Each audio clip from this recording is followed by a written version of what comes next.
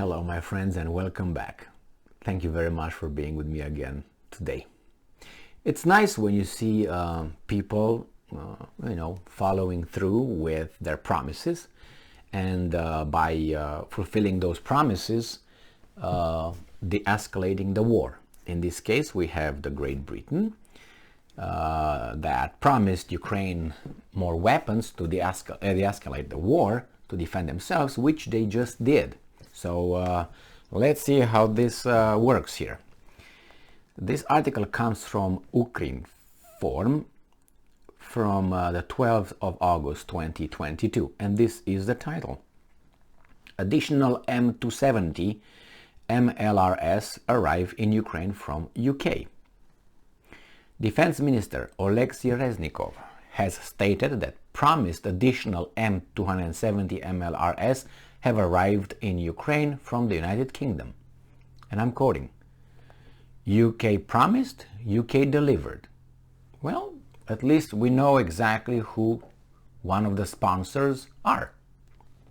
A-OK. More M270 MLRS arrived in Ukraine, thanks to Ben Wallace and all British people. Well, my friends, in the name of Oleksiy Reznikov and myself, we would like to say thank you, my British friends. All right? You're welcome. All right, thank you. So it goes further to say that your support is amazing and so important for Ukraine. Our enemy, yours and the Ukrainian enemy, will skillfully use this replenishment at the battlefield, quote unquote, Reznikov posted on Twitter. All right, so you both are in the same boat and have the same enemy.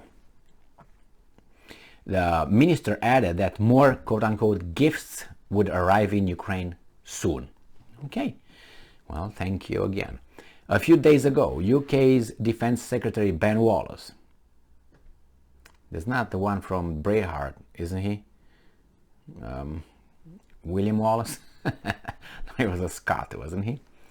Announced that Great Britain would send three more M270 MLRS and a significant number of precision-guided missiles to Ukraine. Too bad he was not really helped by Mr. Bruce, but eventually Bruce got the upper hand on the English, right? Is that right? Yeah.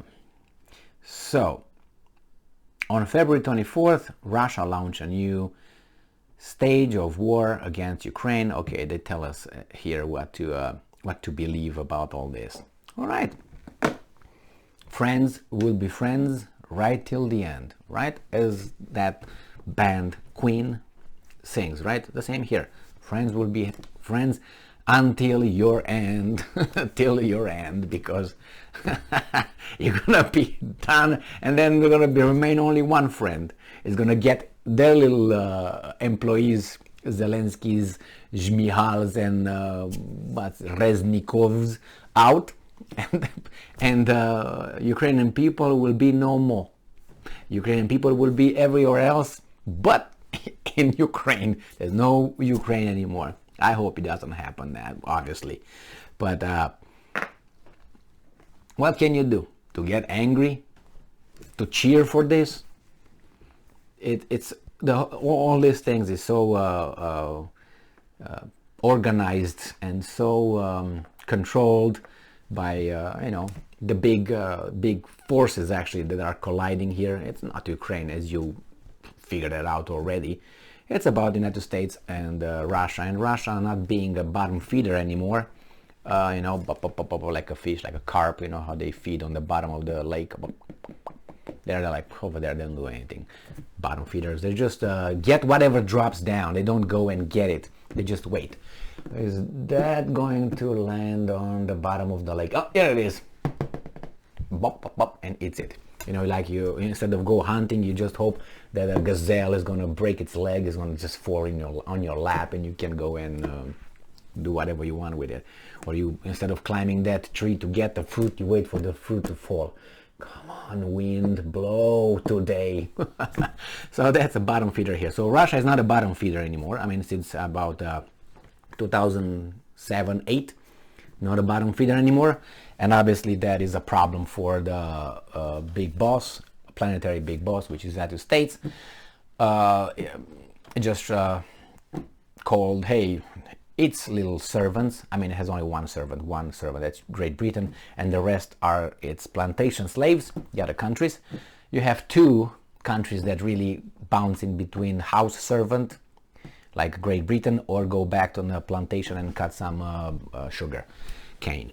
These are Italy sometimes, France wants, and Italy. France and Italy. These are the two that really want to, aspire to get into the house with Great Britain and serve the master here better, if you know what I mean. And Germany has no chance. Germany is the bottom feeder forever until it just takes the little cloak. I was saying, okay, that's it with Second World War, you're done. Until they do that, they're gonna be a bottom feeder forever. So this is between those two guys, and Ukraine is just used here and are just provided with weapons. And it's as an Ukrainian, you can't say, I will not get engaged in this. You can't say I don't support the war, because it's a defensive war, right? Those guys invaded my country, so I have to fight it. And you can't, even if those guys, you can figure out those guys over there, they are in charge of your country, but they are not in charge. The other guys are in charge. They are just the, overseers, or how would you want to call the guys that are just making sure things are okay, whatever the other guys want it to be over here, okay or not okay. So even if you say that, who else do you have? What other alternative you have? You have the Russians. So this is the only thing that you have. As I would say, as fake as it is, as I would say treasonous as it is. I'm saying treasonous because these guys, with those guys, I don't think they have anything for these guys, for Ukrainians. I think they have their own interest, which is with Russia, and they use these guys with this Zhmihal, Zelensky, Rubinstein, these guys over there, and they are the guys who have the whip, and you guys go and die. Excellent, Ukrainians go and die. We got the whip, bam, bam, bam. You see, it looks like a foreign enterprise here. It's like, who said that? It was and after the so-called, it was the Russian Revolution, okay, in 17, 18, however you want to take it. So in October 1917, right? It was a foreign minister, I think, or the foreign minister of Great Britain sent a intelligent guy to Soviet Union, newly Soviet Union, when Trotsky, the Russian Trotsky, and Russian Lenin and others, Russian guys over there, and to see what's going on. And when he came, he wrote this report. You can read the report, you can read comments, you can watch videos about this guy's report. And he said of the leadership of the new Soviet Union, how many, and said the Russian element is almost non-existent in the leadership of the Soviet Union. Just check. It was nothing. It was the Russian Revolution, but it was nothing Russian about it. That's what it is. Look for that kind of thing and you find it. The Russian Revolution had nothing Russian in it, or something like that, which told you who were in charge. So the same kind of here. The guys here with the Ukraine war doesn't have any Ukrainian in the whole apparatus. They're just ones who are supposed to hold a gun, die, and be given all kind of medals. It's sad. It's very sad. And as I'm saying, they have to defend their country. But if they look at how they got here and how this thing is going and where those guys are gonna push it, you're caught. You're caught in between. What are you gonna do? As a military general, you might be able to do something, but then those guys over there will do something to you. So they're caught. They're caught. That's my assessment of this. Thank you very much for being with me again today. Stay strong, stay smart, look for the truth, and be just.